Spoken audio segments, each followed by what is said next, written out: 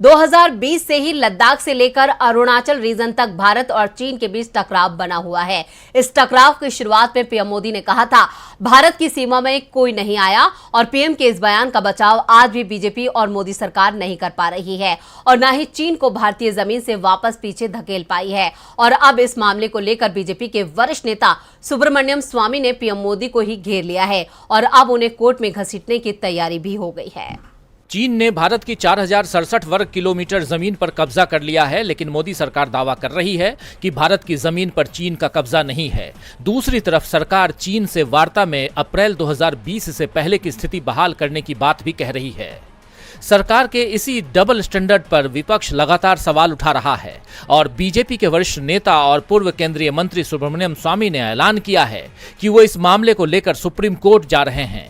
स्वामी ने social media platform x पर post किया, चीन के लद्दाख की 4067 वर्ग किलोमीटर भारत की भूमि पर कब्जा कर लेने के बाद भी पीएम मोदी अब भी कोई आया नहीं चिल्ला रहे हैं। मैं संविधान के अनुच्छेद 19 के तहत सुप्रीम कोर्ट का दरवाजा खटखटा रहा हूं, जिससे चीन के सामने मोदी के आत्मसमर्पण के बारे में सच्चाई का खुलासा हो सके।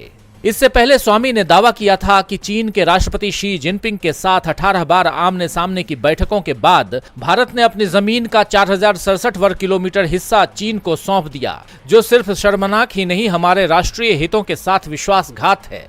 स्वामी ने कहा कि इस समय देश में एक कमजोर सरकार है, जबकि देश जिन चुनौतियों का सामना कर रहा है उसमें मजबूत सरकार की जरूरत है।